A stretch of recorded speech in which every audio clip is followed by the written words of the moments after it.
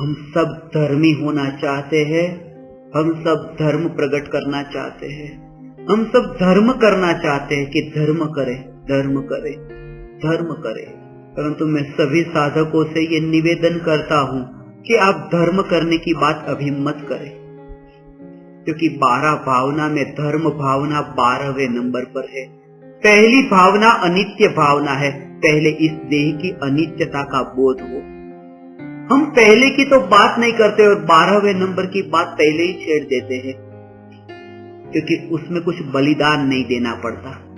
यहाँ पर इंद्रिय विषय के भोगों में जो सुख बुद्धि है उसका बलिदान देना पड़ता है।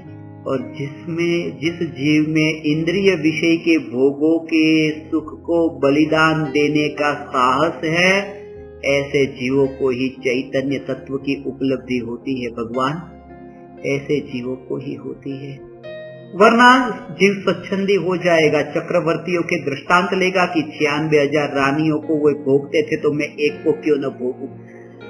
6 खंड के राज्य को वे भोगते थे, तो मैं एक छोटा सा मकान क्यों न भोगूं।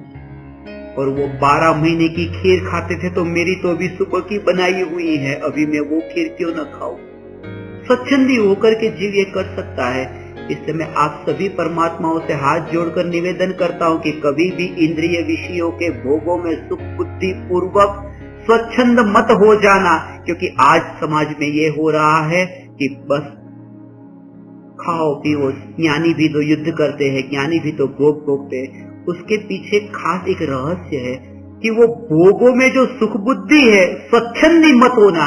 इसके लिए ये बात बताई, स्वच्छंदी मत होना। सकारात्मक दृष्टिकोण, पॉजिटिव व्यू पॉइंट से उस बात को समझना कि जब वह 96,000 रानियों का भोग छोड़ सकते हैं, तो मैं एक का क्यों नहीं छोड़ सकता।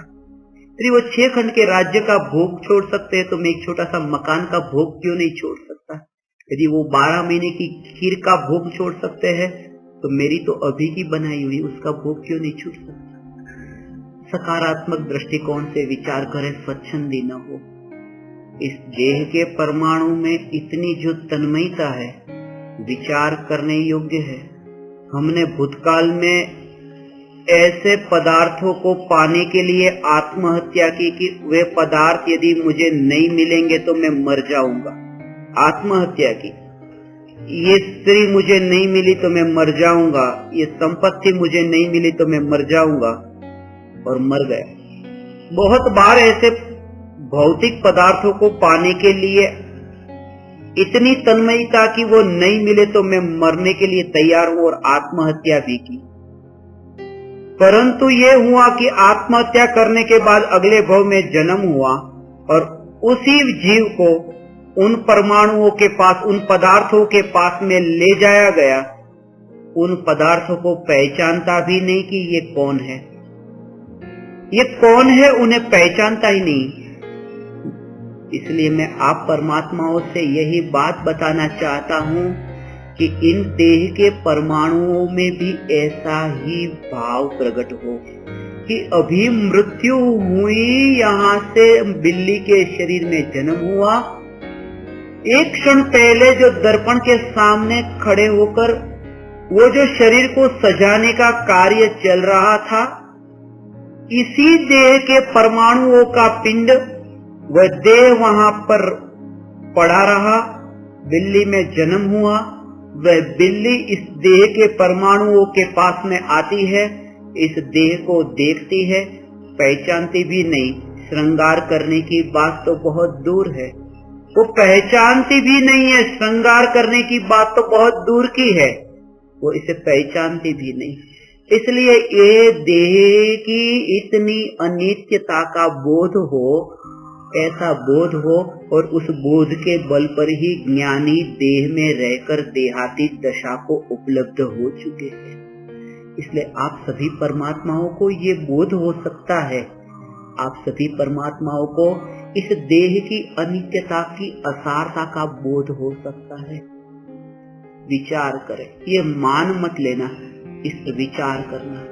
देह के परमाणु में सदा ही राख है, राख की बनी हुई दीवार के अतिरिक्त और ये कुछ भी नहीं। ये जो एक दीवार दिखती है वह तो सीमेंट में पानी डालकर बनाई गई एक दीवार है, और ये हड्डी चमड़ी और ये जो ये शरीर की दीवार वह राख की एक दीवार है, एक ये राख की दीवार है। इसलिए जो लोग कहते हैं कि ये देह राख होने वाला है वो बात हमारी समझ में नहीं आती। ये राख होने वाला क्या, ये राख ही तो है, ये अभी भी राख है, मगर हमारी देह के प्रति जो तन्मयता है उस तन्मयता के कारण हम इसे राख के रूप में स्वीकार नहीं कर पाते। यह देह है वह हमें राख नहीं लगता। अरे जीवित देह तो राख नहीं लगता, हमें तो मृत देह भी राख नहीं लगता। और इसलिए हम इतने चालाक लोग हैं कि हमने मृत्यु के बाद में जलाई गई जो चिता और उसकी जो राख है उसे भी हम राख नहीं बोलते, उसे भी हम फूल बोलते हैं। फूल पधराने के लिए जाते हैं गंगा में। मृतदेह को भी राख मानने के लिए तैयार नहीं, अब जीवित को राख कहाँ माने। जो जिंदा था तब फूल नहीं हो सका, मरने के बाद क्या फूल होगा। विचार करना, इस देह की अनित्यता का ऐसा बोध हो, और जितनी अलिप्तता रहेगी, जितनी अलिप्तता और इंद्रिय विषयों के भोगों के सुख की असारता का बोध जितना रहेगा, आप परमात्माओं को उस चैतन्य ज्योति की उपलब्धि अत्यंत सरलता से सहज हो पाएगी। इसके अलावा दूसरा कोई उपाय नहीं है।